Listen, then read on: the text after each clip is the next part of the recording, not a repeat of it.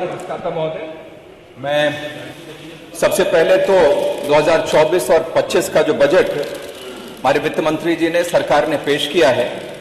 इस ऐतिहासिक बजट के लिए मैं मुख्यमंत्री आदरणीय योगी आदित्यनाथ जी और वित्त मंत्री जी को मैं बहुत बधाई और शुभकामनाएं मैं देना चाहता हूं। यह बजट सही मायने में विकास और विरासत दोनों की बात करता हुआ यह बजट है और सच में यह बहुत ही ऐतिहासिक बजट अपने आप में है। ऐतिहासिक इसलिए कि ये भगवान श्री रामचंद्र जी की प्राण प्रतिष्ठा के बाद, अयोध्या में प्राण प्रतिष्ठा के बाद, उनके विराजमान होने के बाद यह उसी उत्तर प्रदेश में यह पेश किया गया, यह पहला बजट है। और दूसरा इसलिए कि यह अपने आप में यह 7 लाख करोड़ से भी बड़ा आकार में यह इतना बड़ा बजट है जो उत्तर प्रदेश सरकार के द्वारा रखा गया है। यह बहुत ही इसीलिए मैंने कहा कि यह अपने आप में ऐतिहासिक है और हम सब सदस्य अपने आप को गौरवान्वित महसूस करते हैं कि इस ऐतिहासिक क्षण के हम सब लोग साक्षी बन पा रहे हैं। इसके लिए हम सब लोग गौरवान्वित महसूस करते हैं। आदरणीय अध्यक्ष महोदय, यह एक अंग्रेजी में एक शब्द है यूटोपिया, और इसके बारे में यह कहा जाता है, मानते हैं कि यह यूटोपिया एक ऐसी स्थिति है, अपने आप में एक ऐसा संसार है जो अपेक्षित तो है, जो होना तो चाहिए, लेकिन पश्चिम में यह कहते हैं, विदेशों में इसको यह कहते हैं, पश्चिमी देशों में, कि यह अपेक्षित है, होना तो चाहिए, लेकिन ऐसा संसार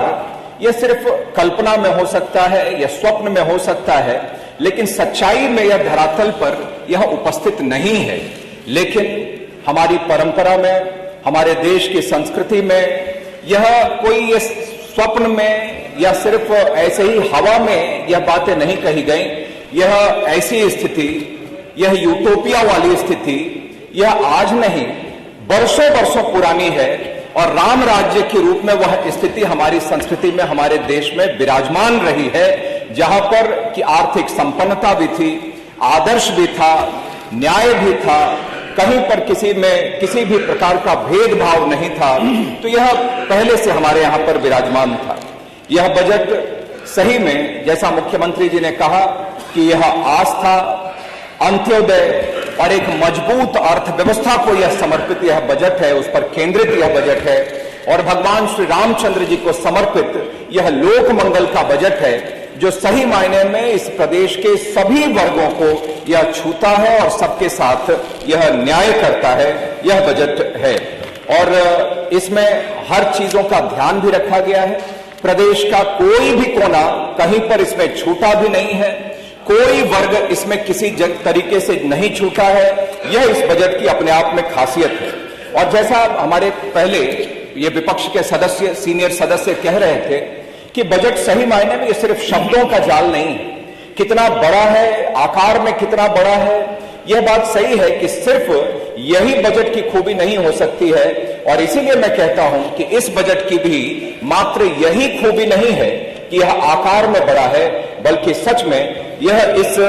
बजट की यह खूबी यह है कि यह बजट, जैसे कहते हैं हमारे दीनदयाल जी ने यह कहा कि हमारी संपूर्ण व्यवस्था का केंद्र मानव होना चाहिए। ग्रामों में जहां समय अचल खड़ा है, जहां माता पिता अपने बच्चों के भविष्य को बनाने में असमर्थ हैं, वहां जब तक आशा और पुरुषार्थ का संदेश हम सब लोग न पहुंचा पाए, तब तक राष्ट्र के चैतन्य को जागृत नहीं कर सकते हैं। हमारी श्रद्धा का केंद्र, आराध्य और उपास्य, हमारे पराक्रम और प्रयत्न का उपकरण और उपलब्धियों का मापदंड वह मानव होना चाहिए, जो आज शब्दशः अनिकेत और अपरिग्राही है, ऐसा दीनदयाल जी ने कहा था। तो मैं यही कहना चाहता हूं कि इस बजट में सही मायने में मानव को केंद्र में रखकर और उस ऐसे गांव, गरीब किसानों पर ध्यान रखते हुए यह बजट पेश किया गया है। इसीलिए मैंने पहले ही कहा कि अपने आप में ऐतिहासिक है कि सबके साथ न्याय करने वाला यह बजट वित्त मंत्री जी ने रखा है। और 2017-18 में जब यह बजट रखा गया तो योगी आदित्यनाथ जी की सरकार में उस बजट को हम लोगों ने अन्नदाता को समर्पित किया था, और यह बजट जो 24 और 25 का रखा गया है, यह दाता और विधाता हमारे भगवान श्री रामचंद्र जी को समर्पित यह बजट किया गया है। तो सभी यह अन्नदाता से लेकर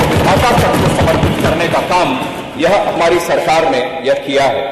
राम राज्य के आदर्शों पर आधारित हमारा यह बजट यह हर वर्ग के कल्याण की बात रखता है। प्रधानमंत्री जी द्वारा बताई हमारी 4 जातियां, जो महिला, युवा, गरीब और किसान के उत्थान की नींव भी यह बजट रखता है। मैं कल भी देख रहा था, आज भी मैं कुछ सदस्यों को मैं सुनता हूं कि हमेशा पीडीए की चिंता यह करते हैं, लेकिन हमारे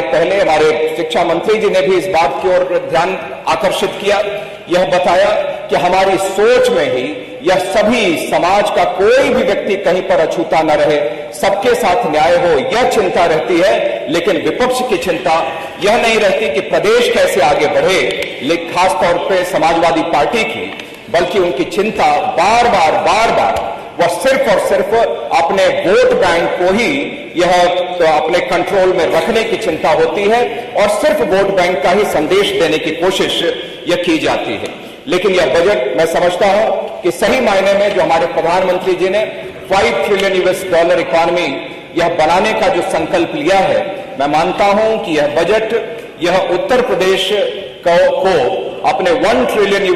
इकोनॉमी बनाने में यह सहायक होगा और हमारा उत्तर प्रदेश प्रधानमंत्री जी का जो सपना है, प्रधानमंत्री जी का जो संकल्प है $5 ट्रिलियन इकोनॉमी का, उसको हासिल करने में निश्चित रूप से सबसे अग्रणी भूमिका अगर किसी भी राज्य की होगी तो हमारे उत्तर प्रदेश की बहुत भूमिका होगी। और यह उत्तर प्रदेश में, क्योंकि समय कम है, मैं अपने आप को संक्षेप में कर रहा हूं अध्यक्ष महोदय, कि उत्तर प्रदेश में यह धार्मिक पर्यटन पर भी यह बहुत जोर दिया गया है और सच में इसमें अपार संभावनाएं हैं, क्योंकि हम आंकड़े बताते हैं कि जब यह चीजें प्रारंभ हुई हैं उत्तर प्रदेश में, अपने सनातन धर्म के स्थापना के लिए, अपने सनातन धर्म के लिए, अपने सांस्कृतिक और आध्यात्मिक प्रतीक चिन्हों को स्थापित, उसको संरक्षित करने के लिए जब से कोशिश प्रारंभ हुई है, तब से ही यह उत्तर प्रदेश जो भगवान श्री राम की धरती, भगवान श्री कृष्ण की धरती है, यहां 2022 में अगर पर्यटकों की संख्या देखें तो लगभग 22 करोड़ की थी, 2023 में 37 करोड़ और 2024 में इसकी यह अपेक्षा है, अनुमान है कि यह 50 करोड़ से भी ज्यादा पर्यटक इस उत्तर प्रदेश में आएंगे, तो स्वाभाविक रूप से उसका असर हमारी अर्थव्यवस्था पर पड़ेगा, रोजगार के अवसर सृजन होंगे, यह स्वाभाविक रूप से यहां पर होगा। मैं इसमें खास बात यह है कि सामान्यतः लोग बहुत ही चुनाव आए तो सरकारें खास तौर पर बहुत ही लोक लुभावना बजट वह पेश किया करती हैं, लेकिन इस सरकार की सबसे बड़ी उपलब्धि मैं कह सकता हूं कि यह जैसे नई जो योजनाएं हैं उसके लिए लगभग 25,000 करोड़ तो दिया ही है, साथ साथ में जो जारी योजनाएं हैं, जो चल रही योजनाएं हैं, उस पर ही अपना लगभग 90% का बजट उस पर ही केंद्रित किया है। यह सही मायने में इसके लिए मैं मुख्यमंत्री जी और वित्त मंत्री जी को मैं इसके लिए बहुत बधाई देना चाहता हूं, इस साहस के लिए बहुत बधाई देना चाहता हूं, इस ईमानदार प्रयास के लिए मैं अपनी तरफ से बहुत बधाई देना चाहता हूं। हमारे इस बजट में एरो सिटी से लेकर एयरपोर्ट्स तक की व्यवस्था है, सड़कों तक के लिए फंड दिया गया है और खास बात यह है कि यहां पर सामाजिक कल्याण के लिए, गरीब कल्याण के लिए और एक उद्योगों की स्थापना के लिए, एक ऐसा माहौल बनाने के लिए भी इसमें फंड की व्यवस्था की गई है। और मैंने कहा कि अपने यहां पर विरासत को कैसे उसको बचाना है, उसको बढ़ाना है, इसकी चिंता भी की गई है। यहां पर बहुत सारे विषय हैं, मैं उन सब चीजों में नहीं जाना चाहता अध्यक्ष महोदय, लेकिन बहुत पहले यह जैसे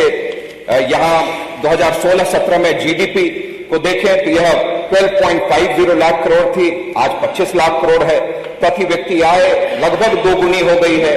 कृषि विकास दर 5.1% का लक्ष्य रखा गया है और मैं मानता हूं कि यह 5.1 का जो लक्ष्य है कृषि विकास दर का, यही अपने आप में यह बहुत ये पूरे उत्तर प्रदेश को आगे बढ़ाने में सहायक होगा। और क्योंकि यह कहते हैं कि अगर उत्तर प्रदेश और देश का अगर विकास करना है तो जब तक हम गांव गली गलियारों को हम सब लोग वह नहीं करेंगे तब तक हमारा प्रदेश आगे नहीं बढ़ सकता। अंत में, क्योंकि समय हो गया है, मैं बस समाप्त करूंगा अध्यक्ष महोदय। यह कहते हैं क्योंकि लगातार मैं देखता हूं भगवान श्री रामचंद्र जी के अस्तित्व पर भी प्रश्न चिन्ह खड़ा विपक्ष करता है। अभी भी जब संकल्प रखा गया, प्रस्ताव रखा गया, तो उस पर भी कई लोगों ने उस पर विपक्ष में उसके लिए हाथ उठाया। मैं अंत में एक बात सिर्फ विपक्ष को सलाह भी देना चाहता हूं, आगाह भी करना चाहता हूं कि यह कहा गया है कि धर्म एव हतो हंति, धर्मो रक्षति रक्षतः, तस्मा धर्मो न हंतव्यो मानो धर्मो हतोवधीत। मारा गया धर्म ही अपने मारने वालों को मार देता है, समाप्त कर देता है। और जब धर्म की रक्षा की जाती है तो वही धर्म अपने रक्षकों की रक्षा भी करता है। इसीलिए धर्म पर, इसीलिए अच्छे कर्म पर प्रश्न चिन्ह मत उठाइए, वरना किसी का अस्तित्व नहीं बचेगा और विपक्ष हमेशा हमेशा के लिए समाप्त हो जाएगा। आपने बोलने का अवसर दिया अध्यक्ष महोदय, मैं आभार व्यक्त करता हूं। धन्यवाद।